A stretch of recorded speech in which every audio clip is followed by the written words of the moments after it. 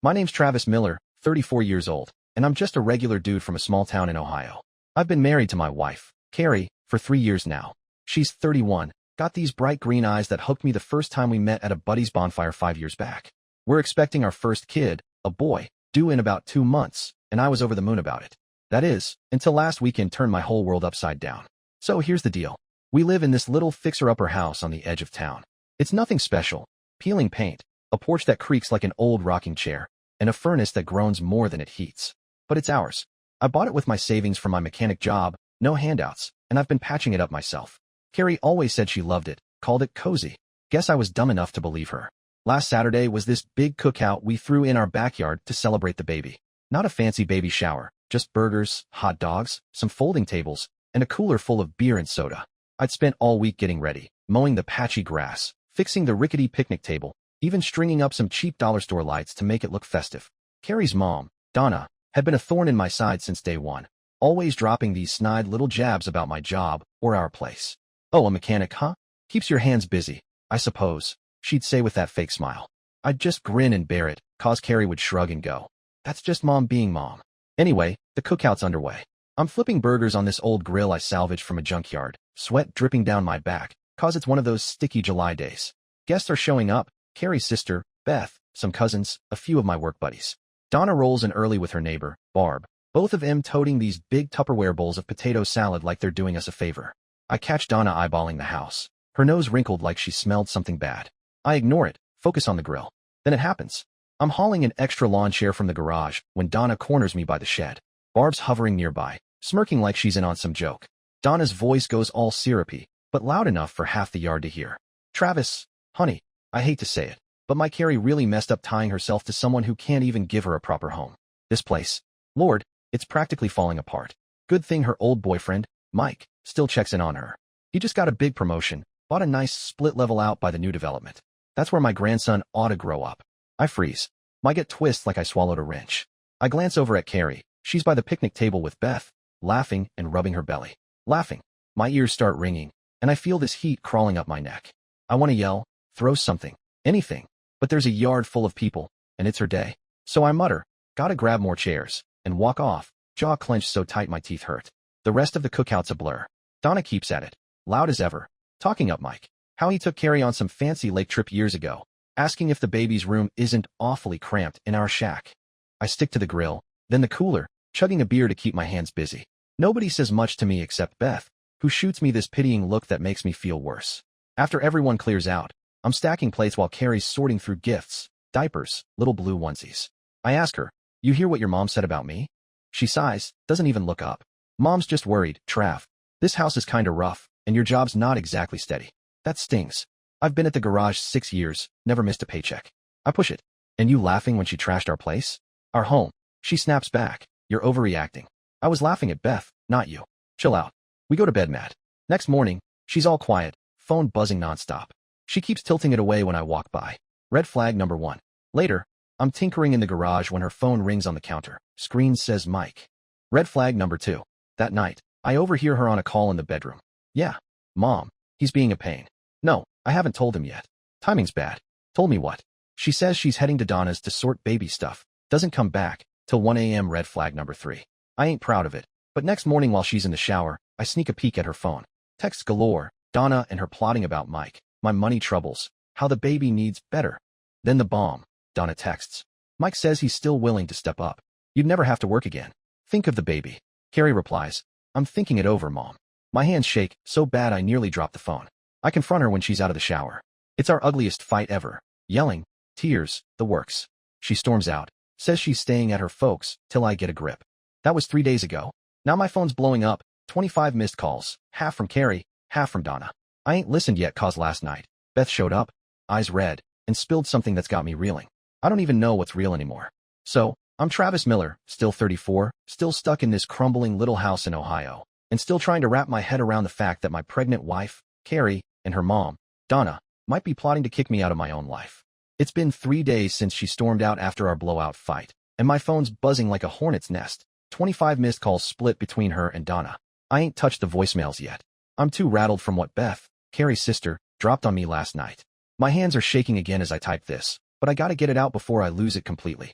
After Carrie left, I spent 2 days pacing the house, replaying everything. The cookout, Donna's venom, Carrie's laugh. It's all spinning in my head like a bad movie. I'm a mechanic, not some detective, but those red flags I mentioned? They're screaming now. Then last night, around 9 p.m., Beth shows up at my door. She's got mascara streaking down her face, clutching a bottle of cheap wine she didn't even open. Trav, we need to talk, she says, voice all wobbly. I let her in, figuring she's just gonna defend Carrie or something. Nope. What she tells me is so much worse. We sit on my lumpy couch, the one with the duct-taped armrest, and she spills it. Donna's been scheming for months, since you guys found out about the baby, Beth says, staring at the floor. She's obsessed with getting Carrie back with Mike. She's been meeting him behind your back, planning how to push you out. I blink, try to process it. Mike? Her ex? The split-level guy? Beth nods. Yeah, he's Donna's golden boy, her best friend's son. They've been tight forever. When Carrie picked you, Donna lost it but played nice till now. It gets uglier. Beth says Donna's been trashing me to their whole family, calling me a broke loser who can't provide. She's even hinted to her bingo buddies that the baby might not be mine. My stomach lurches at that. But the real gut punch? They've been looking at houses, Beth says, voice cracking. Donna, Mike, and Carrie, together. For her and the baby. Without you. Donna's been slipping Carrie cash, too, from Mike's savings. They're planning to ditch you after the kid's born. Maybe even file some legal crap to keep you away. I sit there, stunned. The room's spinning. I see Carrie's face in my mind. Those green eyes, that smile I fell for. And it don't match this betrayal. Carrie's in on it. I ask, voice hoarse. Beth hesitates, then nods. She's been wishy-washy, but yeah, she's gone along with it. I've seen the texts. I'm sorry, Trav. She pulls out her phone, shows me screenshots. There's Donna. Mike's ready to take you in. Better life for the boy. Carrie's reply. I don't know, Mom. Travis tries hard. Donna again. Trying ain't enough. Think of your son. I stop reading because I can't breathe right. Beth leaves after an hour, says she's done with Donna's games, and just wants me to know the truth. I don't sleep. I sit in the dark, staring at the ultrasound pic taped to the fridge, my boy's blurry little shape. The house feels like a ghost town. Morning comes, and I finally crack open those voicemails. Carrie's first few are all sobs. Trav, please call me. You're getting it all wrong. Then Donna's kick in, starting calm, but getting sharp. Last one's a snarl. Pick up the phone, Travis, before you screw everything up. Screw what up? My life's already a dumpster fire. I don't call back. Instead, I text Carrie. I know what you and Donna are up to with Mike. Need space. Stay away for now. Then I shut off my phone and head to the garage. I'm elbow deep in an oil change I don't need to do when I start piecing it together. Those phone tilts, the late nights at Donna's, Mike's name on her screen, it's all clicking. I'm mad. Yeah, but more than that, I'm hurt. Like someone took a sledgehammer to my chest. That afternoon, my buddy Hank swings by. He's a big guy, works construction, always got my back. I tell him everything. Donna's words, Carrie's texts, Beth's bombshell. He's quiet for a minute, then sets down his beer. Man, you can't just sit here feeling sorry for yourself. You gotta get proof, protect yourself. This ain't just about you anymore. It's about your kid. He's right. I've been reacting, not acting. Time to change that. Next 2 days, I turn into a one-man investigation team. I dig through our bank stuff. Turns out Carrie's been pulling money from our joint account, little bits at a time. $50 here, 20 there, adds up to over $2,000. I find emails on our shared laptop, one she forgot to delete, between her and some real estate lady about houses in that new development Donna bragged about. One says, need a good school zone for my son. My husband's place won't cut it. That cuts deep. I grew up in a beat-up duplex, worked my tail off to get this house, and she knew that meant something to me. Then yesterday, my phone pings. Text from a random number. Hey, Travis, it's Mike. Man to man, Carrie's been miserable. Let her go easy, all right? I don't reply, just screenshot it. Add it to my pile. This morning, old Mrs. Perkins from down the street stops by with a plate of brownies. Heard from Donna at the VFW hall your wife left, 'cause you got a temper, she says, squinting at me. I told her that's hogwash. You're a good fella. I thank her, but inside, I'm boiling. They're painting me as the bad guy now? That's when it hits me. I ain't just fighting for my marriage anymore. I'm fighting for my boy, my name, my whole damn life. I grab a notebook, start jotting down every shady thing I've found. Hank's words echo, protect yourself. So I do. I open a new bank account, move my paycheck there, freeze our credit cards. I call Beth, ask if she's got more dirt. She does, says Donna's pushing Carrie to fix this before the baby comes. I ain't sure what that means, but I know one thing. I'm done being the sucker in this story. I'm Travis Miller, still 34, still in this beat-up house in Ohio, and still reeling from the mess my wife, Carrie, and her mom, Donna, dragged me into. My boy's due in less than 2 months, and I'm sitting here with a notebook full of evidence that my family's been plotting to cut me out. After Beth's visit and those voicemails, I've gone from heartbroken to pissed off. Hank's right. I gotta protect myself and my kid. So that's what I'm doing. The day after Mrs. Perkins dropped off those brownies and that gossip about me having a temper, I decide it's go time. I ain't letting Donna's lies spread like wildfire. I start with the bank stuff. I log into our joint account. Carrie's siphoned off another $100 since I last checked. $2,000 total now, maybe more. I print every statement I can find, highlighting her withdrawals. Then I hit the laptop again. More emails with that real estate lady. Carrie's asking about move-in dates, saying, need it quick, before the baby. My hands ball into fist reading that. I call my boss, Pete, at the garage. He's been like an uncle to me since I started there. Pete, I need a day off. Family crap's hitting the fan. He grunts, take two, kid. Sort it out. So I do. I head to the bank in town, open a new account in just my name, and move every penny I can claim half our savings, about $3,000. I call the credit card company, freeze everything joint. Carrie's gonna flip, but I ain't funding her exit plan. That night, Hank comes over with a six-pack and a legal pad. You need a game plan, Trav, he says, cracking a beer. They're coming for your kid, man. You gotta be ready. We brainstorm. He knows a guy, a lawyer named Ray, who owes him a favor from a roofing job. I call Ray next morning. He's gruff but straight up. Give me everything, texts, bank stuff, emails. If they're planning custody nonsense, we'll hit back hard. I send him my pile of screenshots, including Mike's let her go text. Ray says, this is gold. Keep digging. Beth calls later, sounding shaky. Trav, Mom's losing it, cause you won't answer. She's telling Carrie to speed things up. They're meeting Mike tomorrow at some coffee shop. I thank her, add it to my notes. Speed what up? I'm starting to think this ain't just about a new house. I dig deeper into Carrie's phone. Yeah, I still got her old passcode from before she left. There's a text thread with Mike I missed. Tell Donna I'm in. Baby deserves better than that dump. Carrie, I know. Just hard to pull the trigger. My blood runs cold. They're talking about my son like I'm some deadbeat. Next day, I tail him. I borrow Hank's beat-up pickup so they won't spot my truck. Sure enough, there's Carrie, Donna, and Mike at Brewhaven downtown. I park across the street, watch through the window. Donna's waving her hands, Mike's nodding, Carrie's just staring at her coffee. I snap a few pics with my phone, proof they're conspiring. I ain't proud of playing spy, but I'm past caring about pride. That night, Carrie finally calls. I pick up, cause I want to hear her excuse. She's crying. Trav, why were you doing this? Freezing the cards? Ignoring me? I just want to talk. I keep it short. I know about Mike, the house, the money. You're planning to ditch me and take my kid. We're done talking till I figure this out. She gasps, you're paranoid. Mom's just helping. I cut her off. Save it, Carrie. I got proof. She hangs up sobbing. I don't feel bad. Not anymore. By Friday, Ray's got a plan. File for divorce first, he says. Get a paternity test lined up soon as the baby's born. We'll push for joint custody from the jump, show you're serious. I swallow hard. Divorce. Never thought I'd be here. But I nod. Do it. He drafts the papers, says he'll serve her Monday. I spend the weekend fortifying, change the locks on the house, back up all my evidence on a USB drive I stash at Hank's place. Donna's lies about my temper got me thinking. If she's playing dirty, I need to be airtight. Sunday morning, I'm fixing a leaky faucet when the doorbell rings. It's Beth again, looking like she ain't slept. Trav, you gotta know, Mom's telling people you hit Carrie. She's building a case. My jaw drops. What? I'd never. Beth cuts in. I know, but she's desperate. Mike's pushing her to make you look bad so they can take the baby easy. I'm seeing red now. This ain't just betrayal, it's war. I thank Beth. Tell her to keep me posted. She nods, says, I'm on your side, Trav. Carrie's my sister, but this is wrong.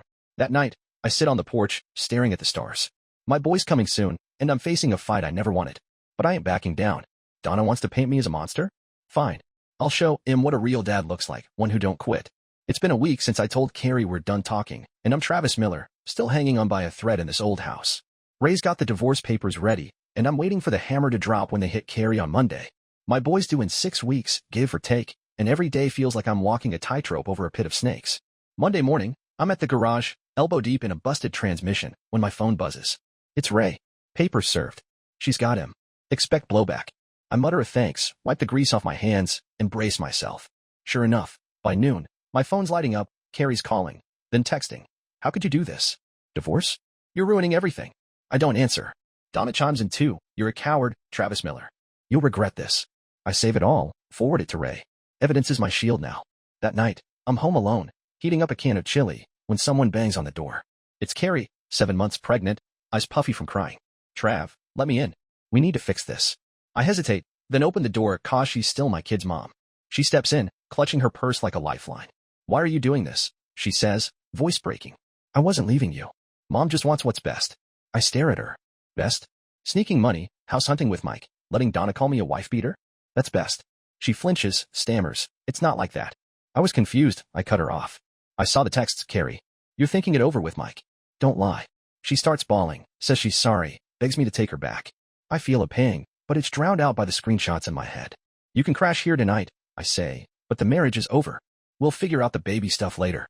She nods, defeated, and shuffles to the guest room. Next day, she's gone before I'm up, left a note. I'll be at Mom's. Please think about us. I don't. I call Ray, tell him she showed up. He says, smart keeping her at arm's length. Stay cool, she might try to twist it. I spend the day at work, then hit the hardware store for new deadbolts. If Donna's spinning abuse tales, I ain't taking chances. Wednesday, Beth texts, Mom's planning something big. Heard her on the phone with Mike about a hearing. Watch out. A hearing? My gut twists. I call Ray, who says, could be a restraining order or custody move. We'll counter it. That night, I dig through more old emails, find one from Donna to Carrie. Mike's friend at the courthouse can push things fast once the baby's here. Courthouse friend? They're stacking the deck. I send it to Ray, who's now calling this a damn conspiracy. Thursday, I'm at the garage when Pete pulls me aside. Heard some crap at the diner, folks saying you roughed up Carrie. Donna's been flapping her gums. I curse under my breath. It's lies, Pete. She's trying to bury me. He claps my shoulder. I know, kid. Town's small. Truth will come out. I hope he's right, but the whispers are spreading. My buddy Dave from high school texts me later. Dude, you okay? Heard you're a mess. I tell him it's bull, but it's eating at me. Friday, I meet Ray in his cluttered office. He's got a stack of papers, my divorce filing, a paternity test request, a motion for joint custody. We're ready, he says. If they pull anything, we've got the texts, the money trail, your witnesses, Beth, Pete, Mrs. Perkins. You're solid. I nod, but I feel like a boxer before a fight I didn't sign up for. That night, I'm on the porch again, sipping a beer, when a car slows by, Mike's fancy SUV. He stares at me, then peels off. Message received, he's in deep. I finish my beer and head inside, locking every door. Storm's coming, and I'm battening down the hatches. I'm Travis Miller, and it's been 3 weeks since Carrie crashed at the house and left that note. I'm still in this creaky old place, waiting for my boy to show up and for Ray to make our next move. Divorce papers are filed, rumors are flying, and Donna's got the town buzzing with her lies. I'm holding steady, but it's like waiting for a tornado to hit. Then it happens, 2 weeks early. It's a Tuesday, I'm at the garage, and my phone rings. It's Beth. Trav, Carrie's in labor. Hospital now. I drop everything, tell Pete I'm out, and haul ass to Mercy General. I get there, sweaty and out of breath, and find Beth in the waiting room. She's asking for you, Beth says. Mom's here too, but Carrie wants you in there. I nod, steel myself, and head to the delivery room. Carrie's in the bed, pale and gripping the rails, but she looks up when I walk in. Trav, she whispers, I'm scared. I take her hand. Can't help it. She's still the mother of my kid. Donna's in the corner, glaring, but I ignore her. The doc comes in, says it's go time. Hours later, long, messy hours, my son's born. They hand him to me, this tiny, squirming bundle with my dark hair and a wail that could wake the dead. I choke up, call him Ethan right then and there cause that's what we'd picked. Carrie smiles, weak but real. Donna mutters something, but I don't hear it. I'm lost in my boy. Next day, I'm back at the hospital with a paternity test kit Ray insisted on. Carrie signs off, no fight, and the nurse swabs Ethan's cheek. Just to be sure, I tell her. She nods, says, I get it. Donna storms out, calls me a jerk under her breath. Test'll take a week, but I ain't worried. I know he's mine. I spend the day with Ethan, holding him while Carrie rests. She don't bring up the divorce or Mike, and I don't either. It's a truce, for now. Thursday, Carrie's discharged. She asks to come home with me and Ethan. Mom's too much right now, she says. I agree, but set rules. Guest room, no funny business. She nods, and we bring Ethan home. That first night, he's crying nonstop, and we're up together, fumbling with bottles and diapers. It's weird, almost like old times, but not. I catch her looking at me, like she wants to say something, but she don't. Friday, Ray calls. Heard about the baby, congrats, man. But heads up, Donna filed for a restraining order against you. Claims you're a threat to Carrie and Ethan. Court's Monday. I curse loud enough to wake Ethan. She's nuts, Ray. I've been with them all week. He says, we've got this. Hospital records. Beth's word, your proof. She's overplaying her hand. I hang up, tell Carrie. She goes white. Mom promised she'd stop. I'll talk to her. I shake my head. Too late. She's coming for me, and I'm fighting back. Sunday night. I'm rocking Ethan to sleep when Beth shows up. Trav, Mom's telling the judge you yelled at Carrie in the hospital. Mike's backing her up, says he saw it. I groan. Never happened. You were there, Beth. She nods. I'll testify. This is insane. I thank her, add it to my war chest. Monday's gonna be a showdown, and I'm ready to bury Donna's lies once and for all. It's Monday, and I'm Travis Miller, standing outside the county courthouse with Ray, my lawyer, waiting to face off against Donna's latest stunt. Ethan's a week old, safe at home with Carrie, and I'm here to kill this restraining order nonsense. My boy's my world now, and I ain't letting Donna rip him away with her made-up stories. We head inside, and the place is packed. Small-town drama draws a crowd. Carrie's there, looking nervous, with Beth next to her. Donna's up front with Mike, both smug as hell. The judge, an old guy with a no-nonsense vibe, calls us up. Donna's lawyer goes first, says I'm unstable, claims I threatened Carrie in the hospital and harassed her at home. Mike takes the stand, spins some garbage about me yelling at Carrie the day Ethan was born. I grip the table so hard my knuckles turn white. Ray whispers, "Relax, we've got this." Carrie's next. She's shaky, says, "Travis never hit me or yelled." Mom's exaggerating. He's been good to Ethan. Donna's face twists, but the judge nods. Beth goes up, backs me up. I was there, no yelling, no threats. Mom's been pushing Carrie to leave Travis for Mike. The crowd murmurs. Then it's my turn. I keep it simple. I love my son. I'd never hurt Carrie. Donna's been lying to control us. Here's proof. Ray hands over everything: texts, bank statements, Beth's word, hospital logs showing I was there peaceful as hell. Donna takes the stand last, all teary, saying she's protecting her grandson from a dangerous man. Ray tears into her, shows the judge her text with Mike, the money she funneled to Carrie, the real estate emails. This ain't protection, Ray says. It's a setup. The judge looks pissed, asks Donna point blank, "You got evidence of violence?" She stammers, "Well, no," but judge cuts her off. "Enough. Restraining order denied. Mr. Miller, you're clear." Donna slumps, Mike bolts for the door. Carrie's crying, but I don't look at her. I'm done with that dance. Outside, Ray claps my back. "Solid win, Trav. Divorce is next, custody's looking good." I nod, but I'm drained. That night, Carrie tries talking. "Trav, I messed up. Can we try again?" I shake my head. "You chose your side. We'll co-parent, that's it." She don't argue, just nods. Ethan's my focus now, not her tears. It's been 6 months since the courthouse fight, and I'm Travis Miller, still 34, raising my boy Ethan in our little Ohio house. He's growing fast, dark hair like mine, starting to giggle when I tickle him. The divorce went through last month. I got joint custody, 50-50 with Carrie. She's in a cheap apartment across town, still tied to Donna but quieter now. Life settled into something I can handle, and I'm good with that. After the restraining order got tossed, Donna's world fell apart. Beth told me the town turned on her folks at the VFW, or church group, even her bingo pals. They found out she'd been skimming from the church bake sale fund for years, using it to prop up Mike's failing car lot. Cops looked into it, but she cut a deal, paid back $4,000 and got probation. Mike? He skipped town when his business tanked, left Donna and Carrie high and dry. Last I heard, he's selling used tires somewhere in Indiana. Good riddance. Carrie's different now, subdued, maybe guilty. She don't fight me on Ethan, brings him over with his little backpack every Sunday like clockwork. Sometimes she lingers, says stuff like, "He's got your smile, Trav." I just nod. I ain't cold, but I ain't opening that door again. She made her bed. Donna's tried calling a few times, leaving voicemails about seeing Ethan, saying she's changed. I don't buy it. She don't get near my boy till I say so, and that ain't happening soon. The house is still a work in progress, new paint on the porch, a sandbox out back for Ethan. Mrs. Perkins drops by with cookies now and then, says, "You're a good dad, Travis. Don't let nobody tell you different." Pete gave me a raise at the garage, and Hank's been over helping me fix the furnace. Beth's a regular too, brings toys for Ethan, calls herself his cool aunt. She cut Donna off for good, says she's done with the drama. Nights, I rock Ethan to sleep in the nursery I built, blue walls, a crib I sanded myself. The rumors Donna spread faded. Folks know the truth now. I ain't rich, ain't fancy, but this place is home, mine, and Ethan's. Nobody's taking that away. I think about the future sometimes, maybe dating again down the road, but right now, it's me and my boy against the world. And that's more than enough.